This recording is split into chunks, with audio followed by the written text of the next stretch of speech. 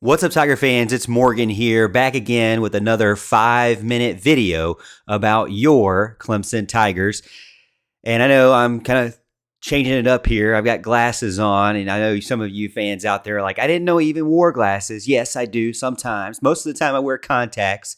But anyways, back to the real subject at hand. Before we get into talking about Cade Klubnik and the title, Cautious Optimism, make sure you like this video and subscribe to the YouTube channel so you can stay up to date on all of my exclusive Clemson content I put out every single week.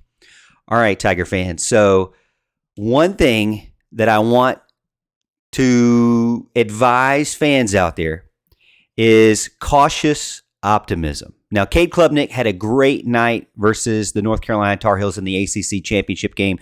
I was there. I witnessed it in person. I thought he was just as electric as you guys at home thought, and you guys sitting in the stands. I mean, it was amazing to see. 20 for 24, 279 yards, 1 touchdown. He could do things with his arm. He could do things with his legs. He moved around in the pocket. He threw a great spiral. He threw a deep ball just as long as DJ has done all year. Really, really good. On the other hand, though, let's take a look at his passing chart and just see where on the field he was utilizing his throws. All right, so here's the passing chart. If you're familiar with me over on Twitter, you will know that I post these passing charts usually Monday or Sunday after the game. And you'll see here a lot of green, something we're not used to this year. There's typically some red. There is some always not used areas, that's for sure.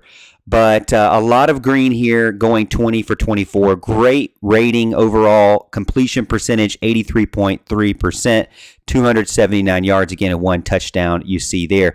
Now, one thing you'll notice is the trend is the short left-hand side, short intermediate left-hand side, and he was a perfect 10 for 10 over there. Behind the line of scrimmage, he was perfect 9 for 9.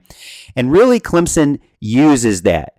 And they're able to get those guys out in space and get them the ball quickly and to try to negate any kind of passing attack, any kind of pass blitzing attack.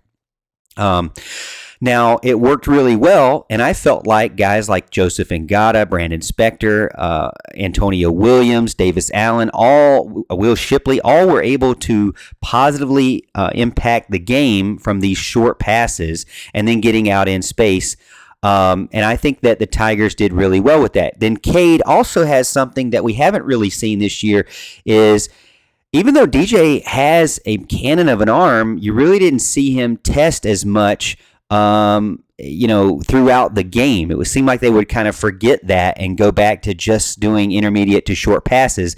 But Cade, while he did a ton of short passes, he also sprinkled in some deep balls, and you can see his spiral, his air he puts on the ball is just beautiful. That's one thing that shocked me the most.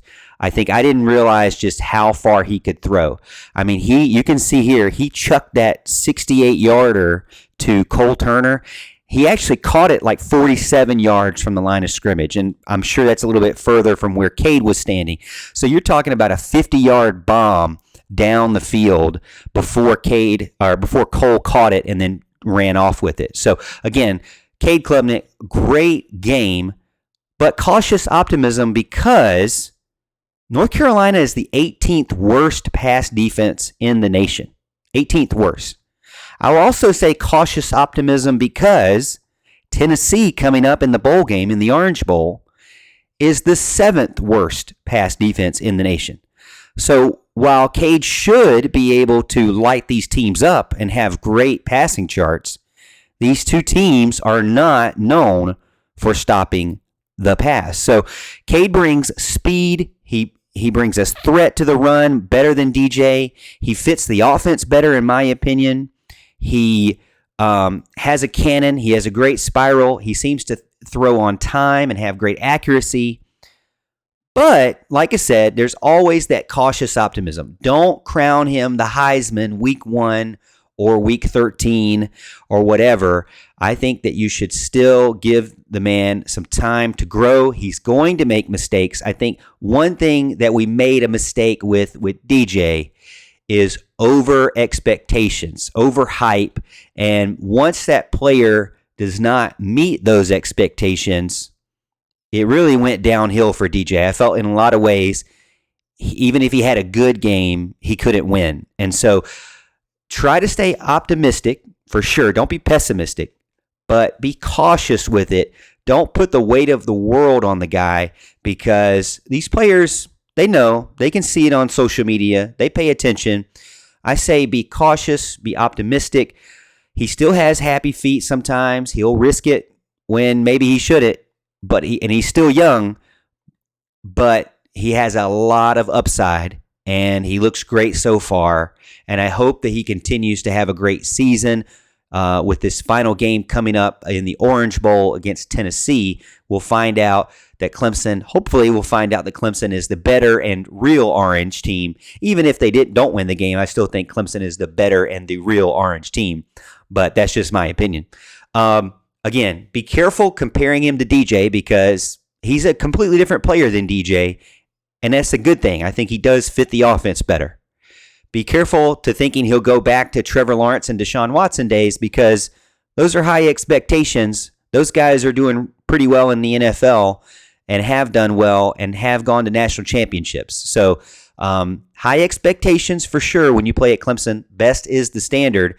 I think things are looking bright for the Tigers. You've got to be excited if you're a fan because of what he was able to show against the Tar Heels. Let me know what you think. I have a ton of fans over on Twitter agreeing with me. But on the other hand, I have a ton of fans also saying, Morgan, we need to be optimistic. It's been 2 years. We haven't been optimistic in 2 years. It's time to be optimistic again.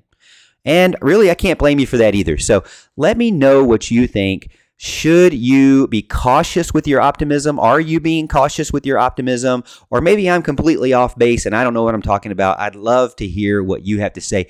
And maybe throw in some way too early predictions for the Orange Bowl against Tennessee.